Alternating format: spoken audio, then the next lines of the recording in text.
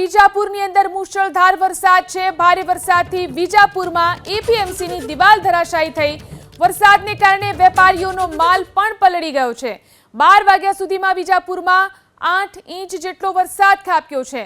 જોઈ શકાય છે એપીએમસીની આ સ્થિતિ। અહીં ખેડૂતોનો માલ પલળી ગયો છે। ભારે વરસાદ જે રીતે વિજાપુરની અંદર થયો, વિજાપુર એપીએમસીની દિવાલ ધરાશાયી થઈ। વરસાદને કારણે વેપારીઓનો માલ પણ અહીં પલળી ગયો છે। 12 વાગ્યા સુધીમાં વિજાપુરની અંદર પણ 8 ઇંચ જેટલો વરસાદ ખાબક્યો। મહેસાણાના વિજાપુરમાં જે રીતે વહેલી સવારે 6 ઇંચથી વધુ વરસાદ પડ્યો ને ત્યારબાદ જે પરિસ્થિતિ ઊભી થઈ તે હું બતાવવા જઈ છું। વિજાપુર એપીએમસીમાં પાણી ભરાયા છે, સાથે વિજાપુર એપીએમસીનો લગભગ આ વરંડો છે તે તમામ વરંડો ધરાશય થઈ છે। આપ જોઈ શકો છો અહીંયા જે રીતે દિવાલ આખી પડતા ક્યાંક ને ક્યાંક એપીએમસીને નુકસાન થયું છે। હું આ તરફના બતાવી દ્રશ્ય બતાવી કે કઈ રીતે સામે સુધી લગભગ 200 થી 250 ફૂટ લાંબો આ જે દિવાલ હતી તે ધરાશય થઈ છે।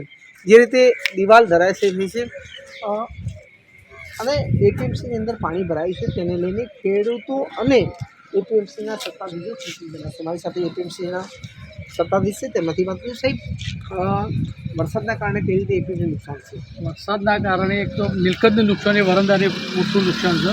આ માર્કેટમાં ઘણું પાણી ભરાઈ ગયું। એક હાથે 7 થી 8 ઇંચ વરસાદ પડી ગયો 2.5 કલાકમાં।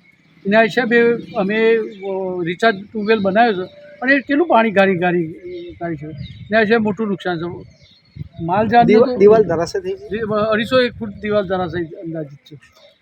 વરસાદના કારણે જળસીને નુકસાન છે। જર્સી થોડોક વેપારીનો માલ પલળ્યો। આજે માર્કેટમાં ઓલરેડી રજા રાખી, પણ વેપારીનો માલ થોડો ઘણો નુકસાન વેપારી માલને કર્યું।